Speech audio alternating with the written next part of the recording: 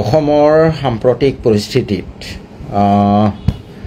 কিছুদিন আগতে উজনি অসমৰ পৰা আমাৰ শ্ৰমিক বা ক্ষুদ্ৰ ব্যৱসায়ী তেওঁলোকক মই এটা অনুৰোধ জনাইছিলোঁ যে আপোনালোকে অতি সোনকালে উজনি অসমৰ পৰা নিজ নিজ অঞ্চললৈ নিজ নিজ ঘৰলৈ ঘূৰি আহক আৰু সেই আহ্বানৰ প্ৰতি সঁহাৰি জনায়েই হওক বা পৰিস্থিতিৰ বাধ্যবাধকতাত পৰিয়ে হওক ইতিমধ্যে প্ৰায় বেছিভাগ শ্ৰমিক মিস্ত্ৰী বা ক্ষুদ্ৰ ব্যৱসায়ী নিজৰ নিজৰ ঘৰলৈ ঘূৰি আহিছে।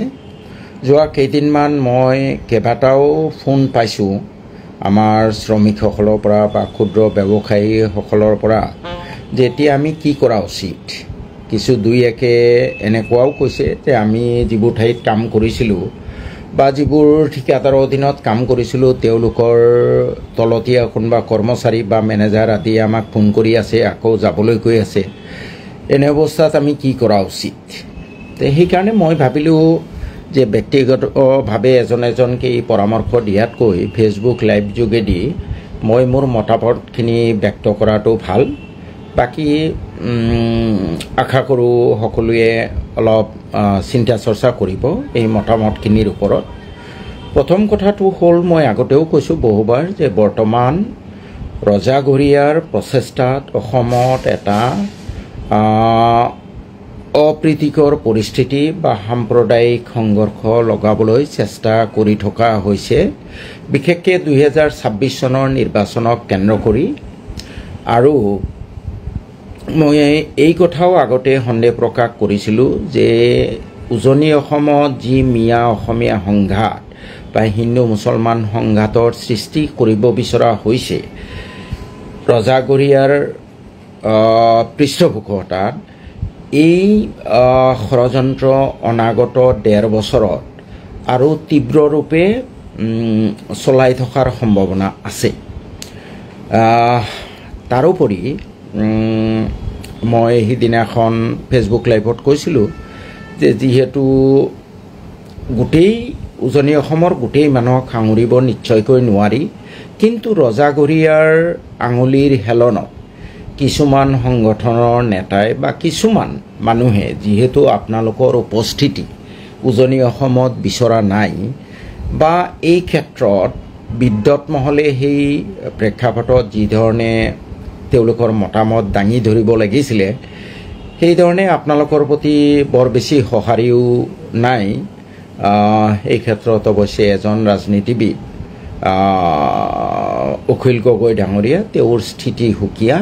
তেওঁৰ বাদে মই যোৱা কিছুদিন এই ঘটনা পৰিঘটনাৰ পিছৰ পৰা খুব সূক্ষ্মভাৱে লক্ষ্য কৰিছোঁ, চেগা চুৰুকাকৈ দুই এজনে পেপাৰ পত্ৰিকাই অকণ মতামত দিছে যদিও সামগ্ৰিকভাৱে উজনি অসমৰ সমাজখনে বা হয়তো বিদ্যুৎ মহলে এই ক্ষেত্ৰত আপোনালোকৰ সপক্ষে তেনেকৈ বিশেষ মতামত দিয়া নাই। বৰঞ্চ বহুতেই কৈ আছে যে এইটো এটা সোণালী সুযোগ, আমাৰ স্থানীয় ল'ৰা ছোৱালীবোৰে এই চেগতে তেওঁলোক ওলাই আহিব লাগে আৰু আপোনালোকে কৰা শ্ৰম বা ক্ষুদ্ৰ ব্যৱসায় তেওঁলোকে দখল কৰিব লাগে।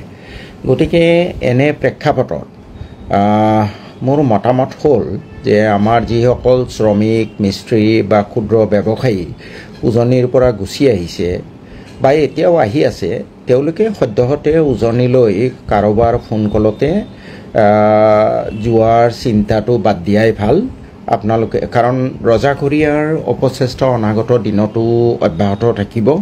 কোন মুহূৰ্তত কি পৰিৱেশ হয় ক'ব নোৱাৰি।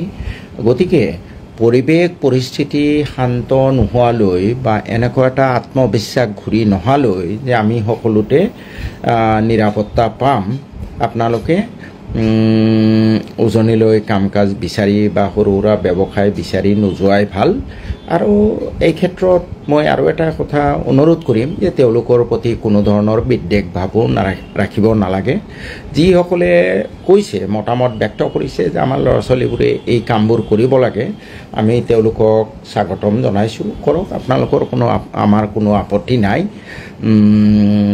যদিও সংবিধান মতে ভাৰতৰ যিকোনো এটা অংশৰ মানুহ অন্য এটা অংশত যাব পাৰে বা তেওঁৰ যোৱাৰ স্বাধীনতা আছে, তৎসত্ত্বেও কোনোবা অঞ্চলৰ মানুহে যদি বেয়া পায়, সকলো মানুহক মই সামৰিক কথাটো কোৱা নাই, কিন্তু মৌনং সন্মতি লক্ষণং, যেনেধৰণে সৰ্বাত্মকভাৱে এটা মতামত আহিব লাগিছিলে যিহেতু অহা নাই, তেনে ক্ষেত্ৰত মই ভাবোঁ যে এই সংবিধানৰ মৌলিক অধিকাৰৰ দোহাই দি জোৰ জবৰদস্তি এটা অঞ্চলত নোযোৱাই ভাল। আৰু আপোনালোকে নিশ্চয় মুখ্যমন্ত্ৰী ডাঙৰীয়াৰ বিধানসভাত দিয়া ভাষ্য শুনিছে যে নামনি অসমৰ মানুহক আমি উজনি অসমত যাবলৈ নিদিওঁ। অত্যন্ত প্ৰৰোচনামূলক এই বিবৃতি, তেওঁৰ এটা লেতেৰা উদ্দেশ্য আগত ৰাখি বক্তব্য দিছে। গতিকে মই আমাৰ বিশেষকৈ মিয়া শ্ৰমিক মিস্ত্ৰী বা ক্ষুদ্ৰ ব্যৱসায়ীসকলক অনুৰোধ জনাব খোজোঁ যে কোনোবা ঠিকাদাৰৰ তলতীয়া কোনোবা কৰ্মচাৰী বা মেনেজাৰ বা কোনোবাই ঠিকাদাৰে ফোন কৰিলেই আপোনালোকে সদ্যহতে উজনিলৈ যোৱাৰ চিন্তা বাদ দিয়াই ভাল। আপোনালোকে যিসকল শ্ৰমিক বা ক্ষুদ্ৰ ব্যৱসায়ী উজনিত কাম কৰি আছিলে, মোৰ তেওঁলোকলৈ পৰামৰ্শ হ'ব যে আপোনালোকে যদি সম্ভৱ হয় নিজৰ নিজৰ অঞ্চলত ক্ষুদ্ৰ ক্ষুদ্ৰ ব্যৱসায় গঢ়ি তোলক, বা হয়তো অগত্যা যদি শ্ৰমৰ কাৰণে ক'ৰবাত দূৰত যাবই লাগে, তেতিয়াহ'লে আপোনালোকে অসমৰ বাহিৰৰ বিশেষকৈ দক্ষিণাঞ্চলত আমাৰ কেৰেলা, অন্ধ্ৰপ্ৰদেশ, কৰ্ণাটক, তামিলনাডু আদি ঠাইলৈ যোৱাৰ ব্যৱস্থা কৰক। আৰু মই এই কথা আজি আকৌ দোহাৰিব খুজিছোঁ যে শ্ৰমৰ এটা মূল্য আছে। শ্ৰম যিসকলে কৰে তেওঁলোকে সেই শ্ৰমৰ কাৰণে সন্মানো পাব লাগে।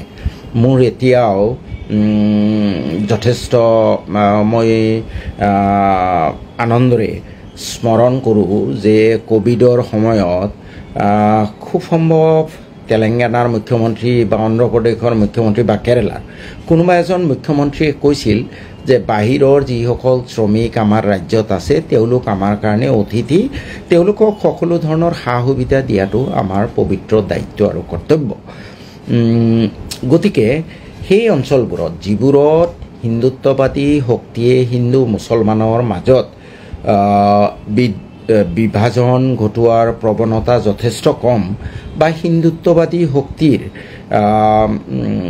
যিবোৰ অঞ্চলত বিশেষ দখল নাই, তেনেকুৱা অঞ্চলবোৰত আপোনালোকে যাওক। ভাৰতত গোৱাটো আপোনালোকে যাব পাৰে। মই জনাত গোৱা বিভিন্ন ধৰ্মাৱলম্বী মানুহৰ তাত বসতিস্থল আৰু যথেষ্ট বাহিৰৰ মানুহ তাত কাম কৰি আছে। আমাৰ অসমৰো বহুত মানুহ আছে। গতিকে আমাৰ যিসকল শ্ৰমিক বা ক্ষুদ্ৰ ব্যৱসায়ী নিজৰ অঞ্চলত শ্ৰম বা ব্যৱসায় কৰি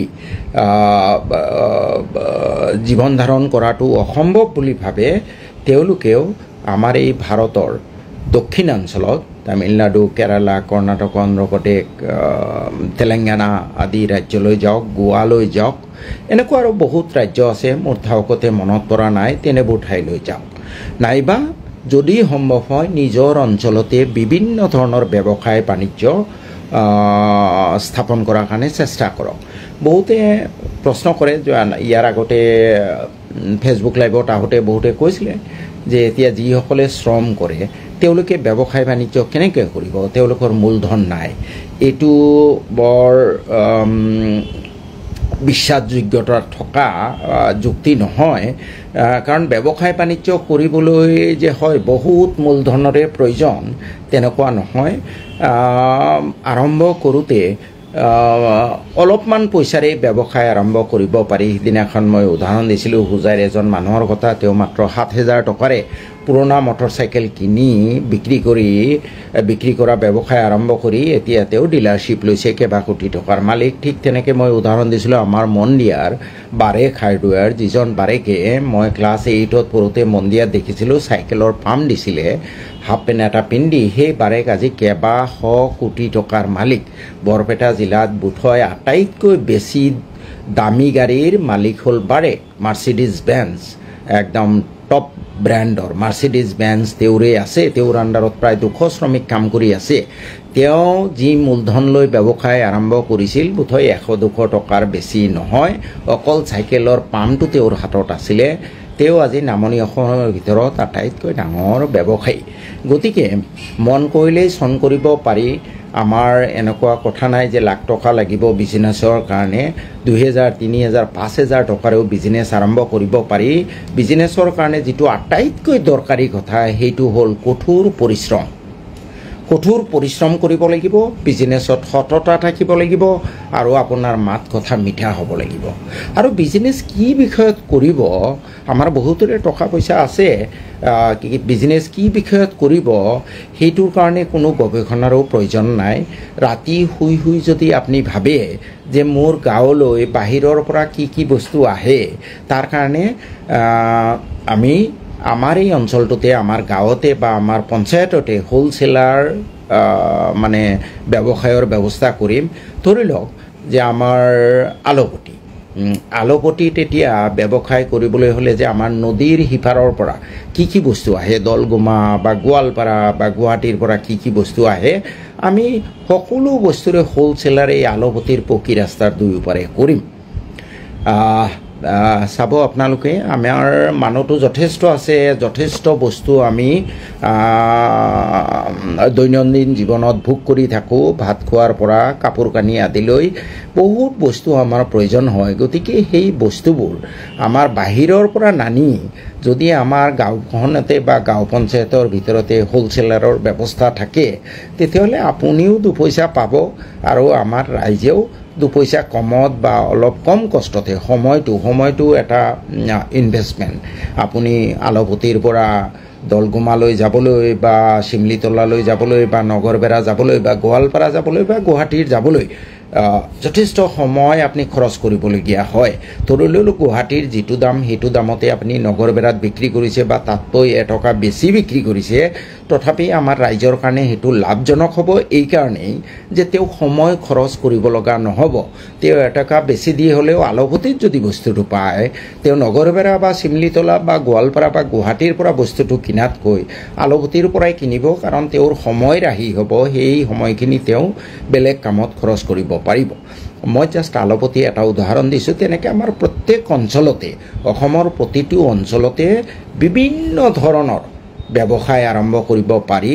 সিদিনাখন মই এই ঘোষণাটো দিয়াৰ পিছতে এজন ল'ৰাই চাহপাত, হয়, আমাৰ প্ৰতিটো সমষ্টিত শ কিলোগ্ৰাম চাহপাত প্ৰত্যেক দিনে দৰকাৰ হয়, কিন্তু আমাৰ হোলচেলাৰ নাই চাহপাতৰ। তেওঁ প্ৰস্তাৱ এটা দিছে যে চাহৰ ব্যৱসায় কৰিবলৈ আপোনালোক কোন কোন আগ্ৰহী, আপোনালোক আহিব পাৰে।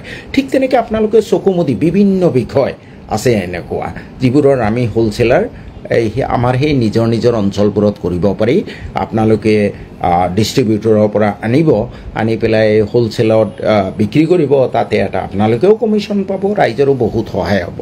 আৰু গতিকে এই ব্যৱসায় বাণিজ্যত যথেষ্ট গুৰুত্ব দিব লাগে।